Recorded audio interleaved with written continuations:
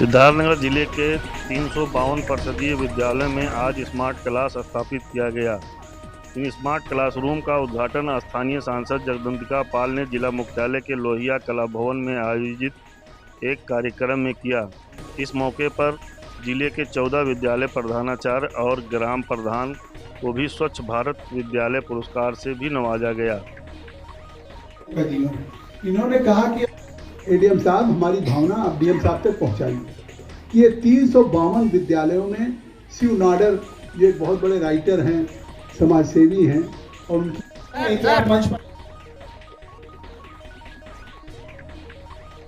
सिद्धार्थनगर जिले में ईंट निर्माता समिति के पदाधिकारियों द्वारा एक बैठक का आयोजन किया गया। यह बैठक मुख्यालय के रॉयल ग्रीन पैलेस में आयोजित किया गया, जिसमें समिति के प्रदेश अध्यक्ष अतुल कुमार सिंह शामिल हुए।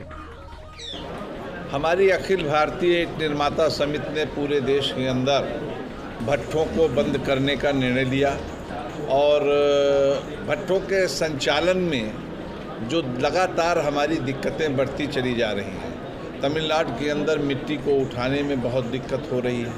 उत्तर प्रदेश के अंदर मुख्यमंत्री जी के रॉयल्टी समाप्त कर देने के बाद और रॉयल्टी हमारी जो जमा हो गई हो, प्रमुख सचिव गृह ने स्पष्ट रूप से आदेश किए कि जिन भट्ठों की रॉयल्टी जमा है उन भट्ठों को किसी भी हालत में किसी तरीके से भट्ठा संचालन में कोई व्यवधान न उत्पन्न किया जाए।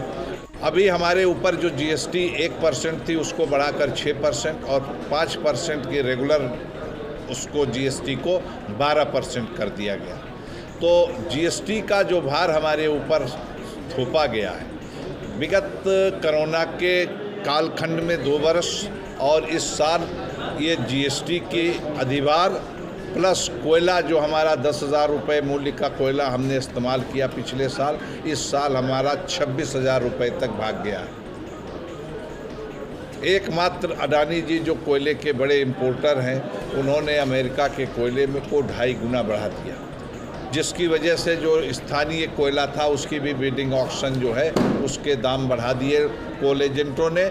और यह जो लागत मूल्य हमारा बढ़ा, जिसका परिणाम यह है कि हमारे भट्ठे वाले 500-700 रुपये प्रति हज़ार नुकसान पर अपना प्रोडक्ट बेच रहे हैं। और लगातार 3 वर्षों में कोरोना और इस साल की जो महंगाई हुई कोयले की, इससे हम लोग अपनी पूंजी नहीं बचा पाए और हमारी पूंजी टूट रही है। सरकार से हमने मांग की थी कि यह बढ़ी दरों को तुरंत वापस किया जाए, क्योंकि यह उद्योग हमारा जो है भट्ठे का सिर्फ राजस्व ही नहीं देता है। 1 लाख भट्टों पर 2.5 करोड़ लोगों को हम रोजगार भी देते हैं। जा चुका यूनियन से हट करके भट्ठों के संचालन की कहीं कोई स्थिति है ही नहीं। सवाल है कि व्यापार किया जा रहा है अपना पेट जिलाने के लिए, और आज के इस रेट और जो खर्च है उसमें हम 500-700 रुपये प्रति हज़ार का नुकसान उठा रहे हैं। तो यूनियन से हट करके काम करने कोई स्थिति है नहीं। हड़ताल के बाद सरकार आपकी बातें नहीं मानती तो क्या करेंगे? नहीं, सरकार हड़ताल के बाद तो सवाल ये है कि हम तो सरकार नहीं मान रही, क्योंकि हमने अभी जंतर मंतर पर भी प्रदर्शन किया था और प्रदर्शन करने के बाद हमने जो है पीएमओ में अधिकारियों को माध्यम से ज्ञापन भी दिया, और अगर उन्होंने हमारी बात नहीं मानी तो ये हम अपने बंदी की ओर जा रहे हैं।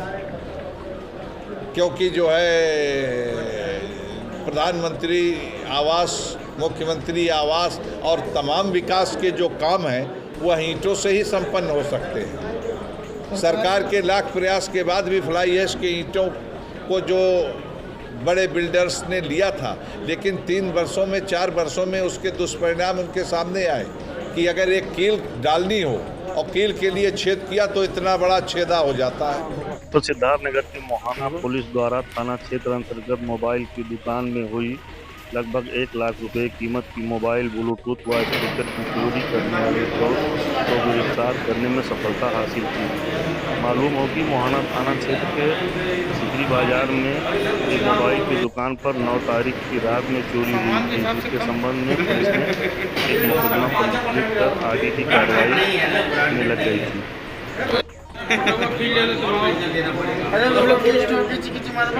नहीं एक दिन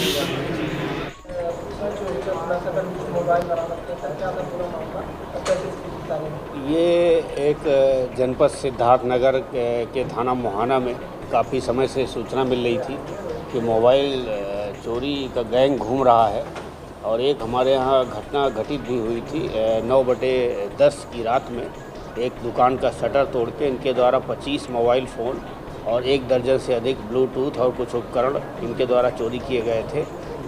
उस सूचना पर थाने की टीम के द्वारा जो हमारे इंस्पेक्टर हैं मोहाना संतोष सिंह की टीम के द्वारा ये 25 मोबाइल फ़ोन और एक दर्जन के लगभग ब्लूटूथ आज ये बरामद किए गए हैं और एक अभियुक्त है इसको डफालीपुर के पास से सुबह 4 बजे गिरफ्तार किया गया है। इससे भी पूछताछ की जा रही कि पहले इसने कहाँ कहाँ घटनाएं किया है और इसके पहले और कौन कौन सी घटना में शामिल रहा है उसमें भी कार्रवाई की जाएगी। ये हमारी टीम और हमारे जो सिपाही इसमें लगे रहे हैं इनको सभी को 5,000 रुपये नगद पुरस्कार की घोषणा की जाती है।